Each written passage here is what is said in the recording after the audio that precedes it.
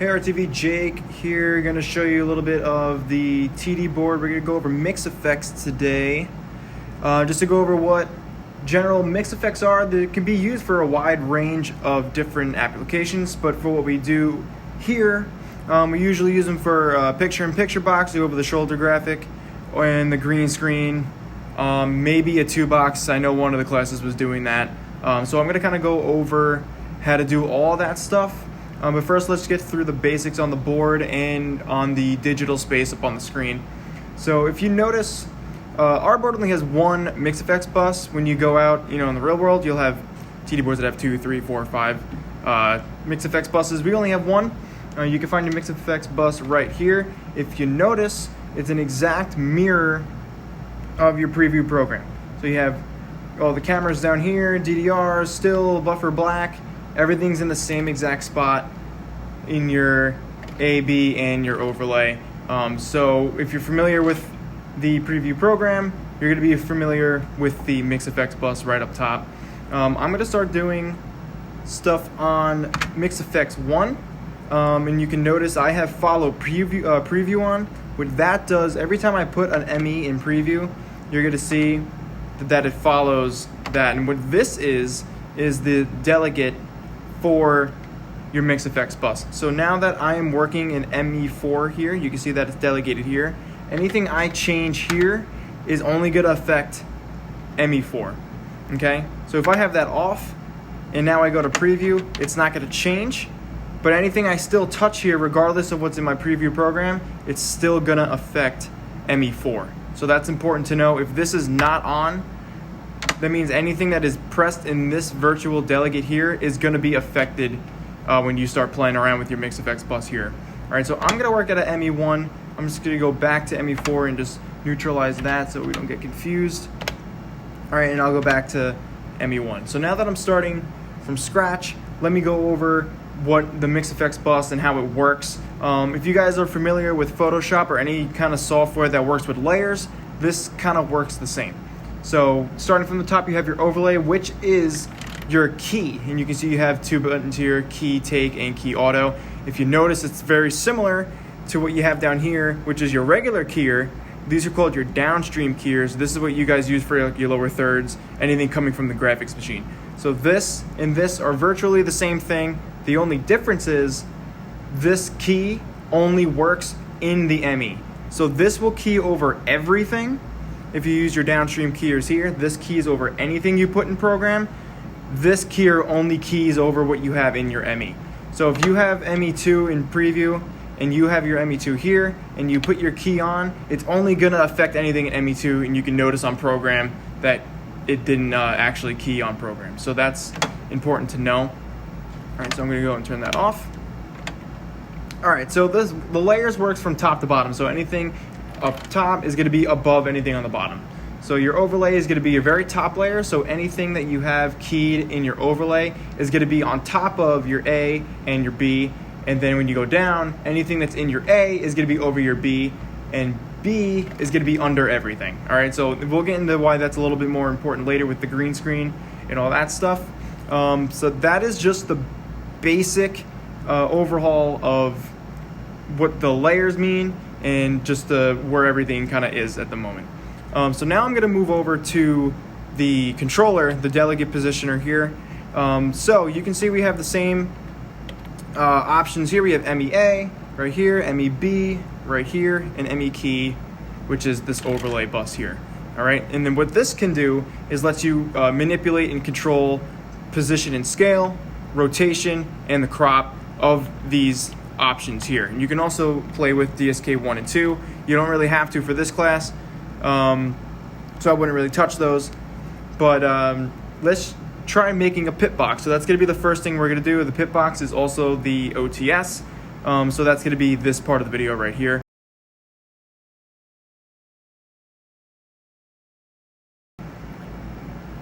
Okay, so let's get into making this OTS box, or PIP, also known as picture-in-picture. So we're going to use ME2 for this demonstration. Now notice again, I follow preview, my ME2. What you're going to notice now is, and this is kind of important sometimes, you look up on the screen, you have this mix effects tab, and if you can't find it, it might be hidden. So this is usually how you guys' screen looks. You have this mix effects tab right here. You click that, it's going to open another tab that looks the same as preview program, but now this is controlling your mix effects. When I change my preview program on the board, it doesn't change it digitally. So now you can still see I'm working at an ME1 here digitally. If you have to do something digitally up here with the mouse, you're gonna have to actually click on whichever ME you're using. It's kind of annoying. I don't know why they did it like that, but unfortunately that's the way we have to do it. So if you're trying to do anything digitally up here with the mouse in your Mix Effects bus, you have to make sure that you're working out of the ME that you actually are editing, because you're gonna start making changes on ME1, and then you're gonna mess up all of ME1 without even realizing it. So make sure that whichever one you're working on, if you're gonna be doing stuff digitally up here, you have this clicked. All right, so a little side note on that. Now let's get back to making the box. So working with the layers that I kind of just explained before, you have overlay, which is your very top layer. You have A underneath and then B underneath all those. But we're gonna be using A as our top layer for this. You could use your overlay, but I don't wanna use a key for this. You could do it if you really wanted to. There is a way to do it that way. But to keep everything simple, I'm going to use A as our top layer and B as our underlying layer, because we only need 2 sources for this. All right, so to begin making our OTS box, you have to make sure that you have a camera and a source that you guys want to use for your show. It could be different. It doesn't have to be these 2 that you use. Anything that you guys need for your show would work for this. So my top layer is going to be the box, which is going to be the graphic that you guys are putting in an OTS box. So my top layer I'm going to use for this example is DDR1. I think that's what most of you guys are using for your shows. So you're going to see right now that it is full screen. It is not an OTS box. We have to make it that way. So we're going to have to go over to our controller, and we're going to have to control MEA. Okay, so you have MEA clicked here because we want to control our DDR. And we're gonna pick a camera for our underlying layer, so this can change from show to show. I'm gonna use camera 2 for this demonstration, and you're gonna notice we don't see camera 2 on the screen because our A layer is on top of our B layer. So to get this to be a smaller box, I'm gonna be on position and scale on our controller. I'm gonna twist the knob, and you're gonna see that our picture is actually getting smaller. And now with the joystick, I can move this around because I'm in that position and scale delegate there. So if this was my person sitting in this chair, I'm going to make this small, move it to the wherever I need it to go, and then there we go. ME2 is now for our picture-in-picture. So now I can take camera 2 regularly. Right here you got it in preview program. And now if you wanted to dissolve in your box, you put ME2 in your preview, and then you hit auto, and then it dissolves your box on, and then you can dissolve your box off. And that is how to make a PIP box or an OTS box, guys.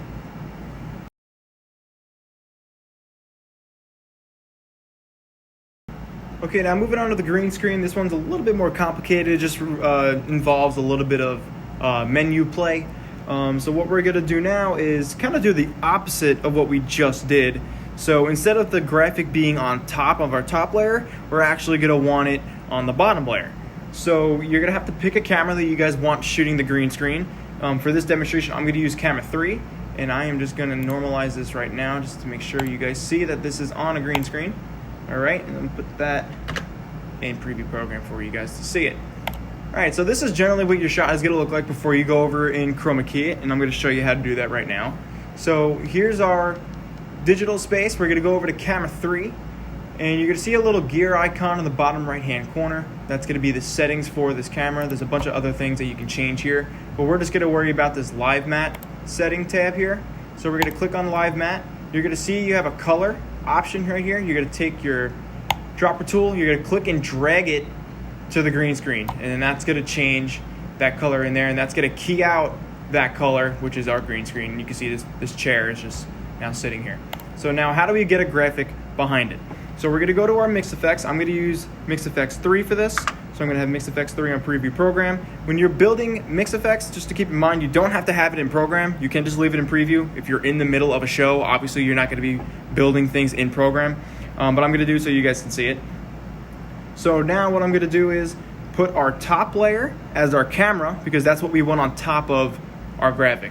So I'm going to put camera 3 in A, and you can see there we have our chair sitting behind our B layer, which is right now camera 1. I'm going to change it to DDR1, and I'll change DDR1 to our weather graphic, because that's most of the time that's what you guys are using for your graphic, just to keep it simple. All right, so now we have pretty much the opposite of an OTS effect is the green screen, which is having your top layer as your camera and your bottom layer as your graphic. The only real difference is just going to that live matte tab and changing your green screen color to the green using the eyedropper tool. So that is how you do the green screen.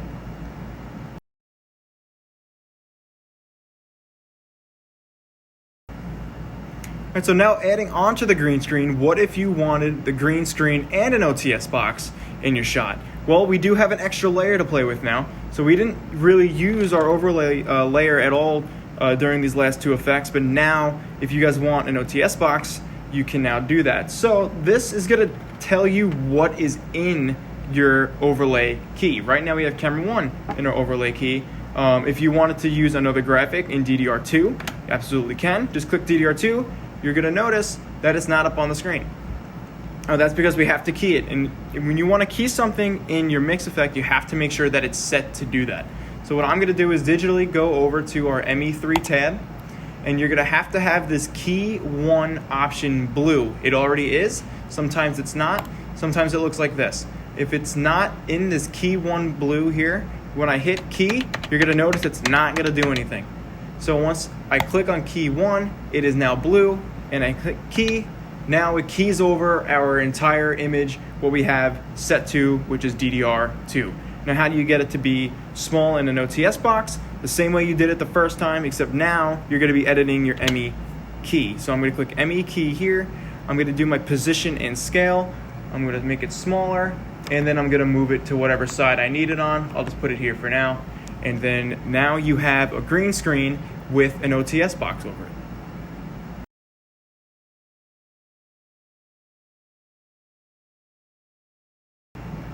Okay, now I'm gonna move into something a little bit more complicated, and that's doing a 2-box. And setting up a 2-box is a little complicated, so if you're not super familiar with the Tricaster just yet, I would recommend not trying this for your final projects.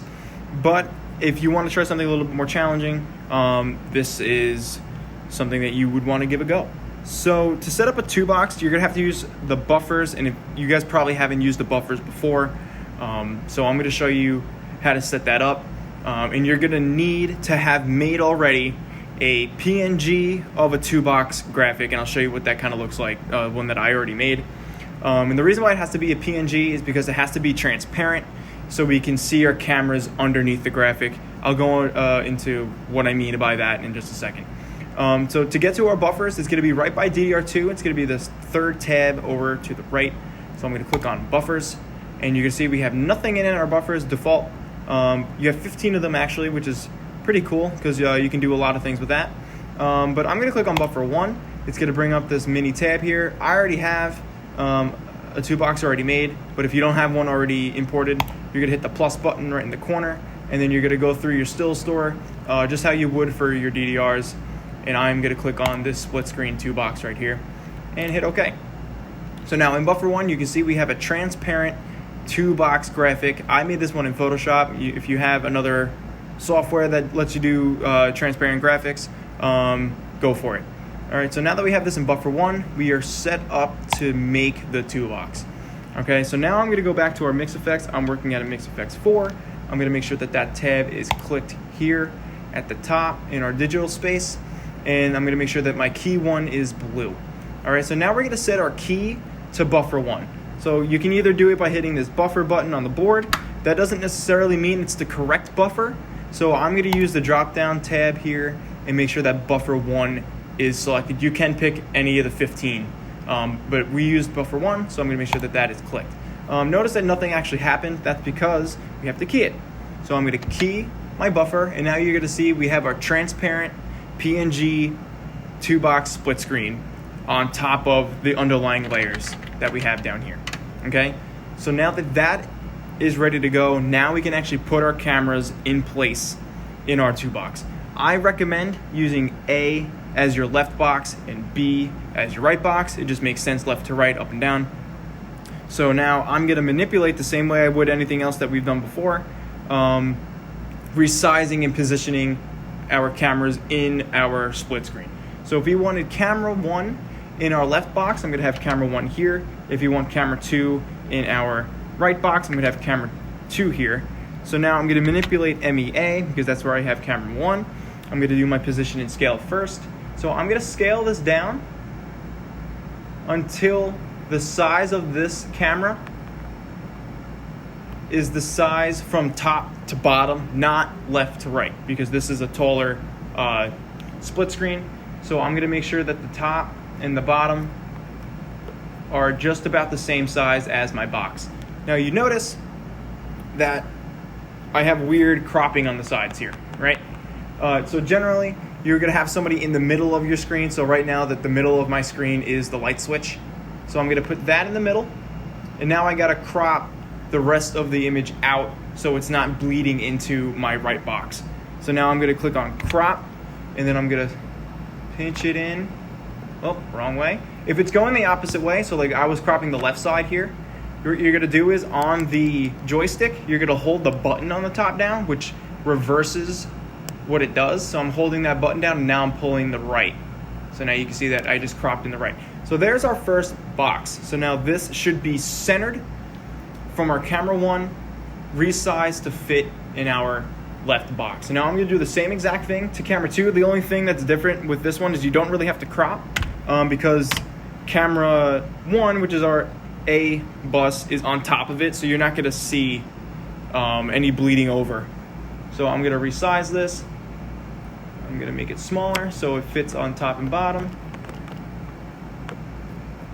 And right, you want to make sure you get all that black out of there, right about there. And our chair is not quite centered, so I'm going to push it over just a touch. And there you go. That is exactly how you would set up a 2-box using the Tricaster. So that's a little bit more complicated if you haven't used the buffers before.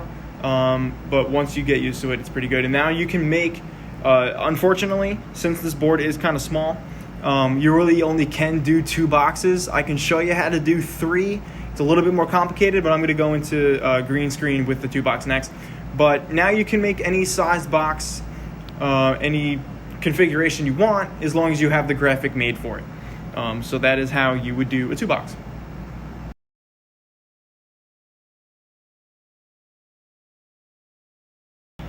All right, guys, now that we got a 2-box, which is all good, but one of the shows that just happened not too long ago wanted to do a split screen with the person on the green screen in the box. And the reason why this gets complicated is because we're out of layers in our mix effects. So we only have 3 layers. We're using all 3 right now with the graphic, the 1 camera, and the 2nd camera. How do we get a green screen in the 2-box if we don't have enough layers? So this is where it gets a little really complicated, and you have to be very careful on what you do for this. So we're actually going to have to use our downstream keys for this. And so these downstream keys will go over anything we put up on program, right? So we know that. So what does our very top layer have to be in this situation? It has to be our buffer, because our buffer, which is our PNG graphic, has to go on top of everything. So I'm going to set DSK2, and I'm going to delegate that here with the utility bus delegator. I'm going to put DSK2 as a buffer. And I'm just going to make sure over here, you can see on the digital space, DSK2 is buffer 1. You can double check that by going to buffers and making sure that it's buffer 1, because that's where our graphic is. So now, if I unkey all what I have here, I'll start this from scratch on the ME just so you can see it. And let me resize these just to keep it simple.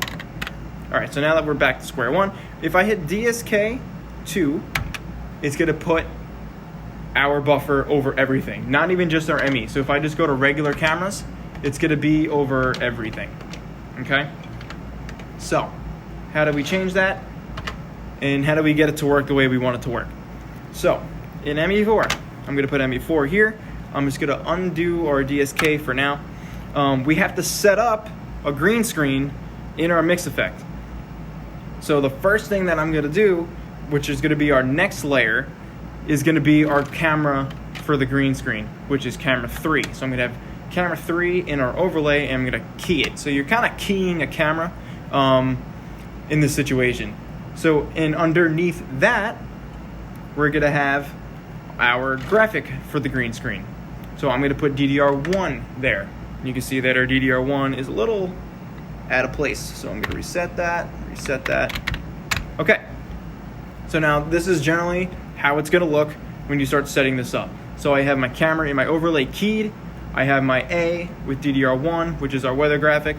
So now I got to resize these to fit in our box, right?